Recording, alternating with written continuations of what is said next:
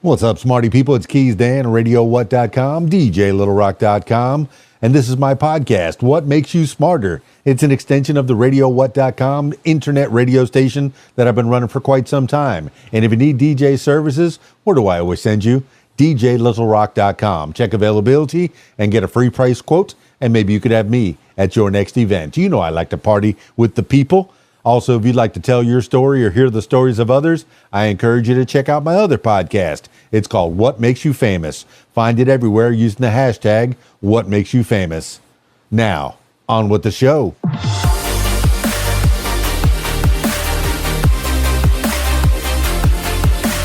Today on the program, let's get into some history. The bizarre election of George Washington. These days, we take for granted the organized chaos that accompanies the U.S. presidential election every 4 years. From the lengthy nominating cycles and raucous party conventions to the relentless media coverage that analyzes the candidates' every word and gesture. By that standard, the 1789 election that made George Washington the first American president was far quieter, but in some ways, it was even stranger. America's first election looked very different from today's presidential races. There were no official political parties and campaigning, and nearly everyone wanted the same candidate to win. The election of 1789 served as a blueprint for how presidents would be picked in the United States. Though many rules have changed since then, here's a look at this bizarre historic experiment in democracy. We can thank this election for the Electoral College. The origins of America's first presidential election were the passionate discussions held by the delegates at the 1787 Constitutional Convention. Until that point in the nation's brief history, the Articles of Confederation had proven inadequate as the basis for a unified central government, which lacked the power to levy taxes, regulate commerce, or enact foreign policies. As such, the convention delegates haggled over the details of a new system.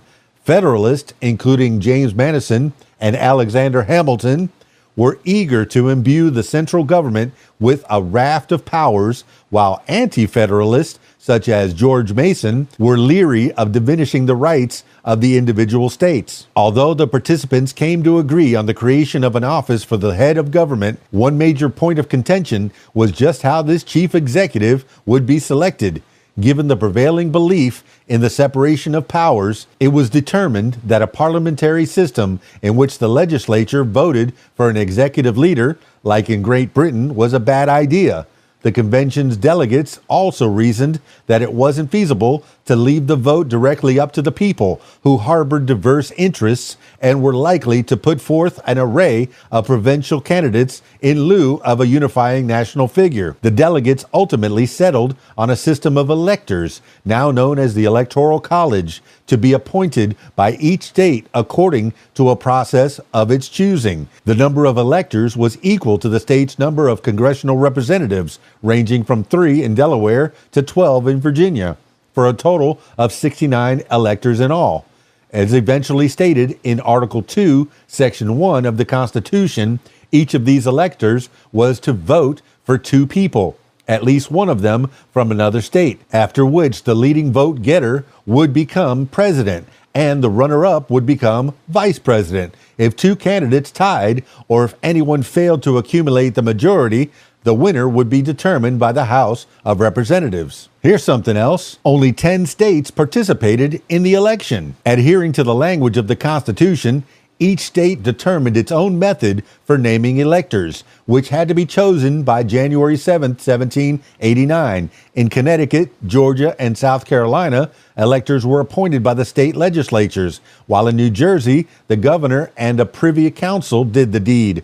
In New Hampshire, residents voted on a list of candidates, and the legislature selected 5 of the top 10 finalists. In Massachusetts, the legislature chose one of the 2 candidates who received the most votes by residents in each of the 8 districts and appointed 2 additional electors at large. Elsewhere, the populace largely determined the winning electors with various regional wrinkles. Pennsylvania and Maryland both had statewide ballots. although the latter instituted a rule in which the majority of electors had to come from the Western Shore and the rest from the Eastern Shore. Delaware's electors were determined by the winners of 3 districts, while Virginia split the votes among 12 electoral districts that were distinct from its 10 congressional districts. Noticeably absent from this list are North Carolina and Rhode Island, the 2 commonwealths that had not yet ratified the Constitution, and as such were not formally part of the United States. New York was a member of the Union by then, but its legislature failed to agree on a process for determining electors by the January 7 deadline, rendering the state ineligible to participate in the election. Oh, you want more?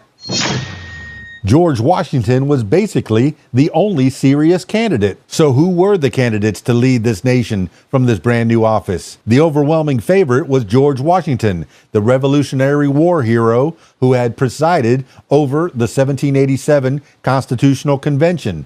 The only question was whether he would accept the job. The former general, who was in his mid-50s at the time, had expressed a preference for living and dying a private citizen on my own farm, although he seemed resigned to the likelihood of a return to public office. John Adams, the former Massachusetts delegate and U.S. minister to Great Britain, emerged as a likely choice for vice president, in part because his northern roots would provide a balance to the southern sensibilities of the Virginia-born Washington. Meanwhile, anti-federalists who had lingering misgivings about the Constitution coalesced around New York Governor George Clinton, who was a prominent advocate for states' rights and a limited central government. While support for Washington was strong, some of the founding fathers were concerned about a process that failed to distinguish between votes cast for president or vice president, worried that anti-federalist electors would siphon votes away from Washington and inadvertently tip the election to Adams. A Federalist faction led by Alexander Hamilton privately pressured selected electors to name someone besides Adams as the second name on their ballots. Ooh, this is getting good. Let's keep going. Washington swept into office with a unanimous vote. Ultimately, the concerns about an unfavorable outcome ended up being overblown. When the votes were counted on April 6, 1789, Washington had appeared on all 69 electoral ballots, becoming unanimously selected as the first U.S. president. Adams collected 34 votes, causing him to finish second and become the first vice president. However, he was upset by what he considered a relatively meager total and reportedly held a grudge against Hamilton after learning of the back-channel plot to limit his support.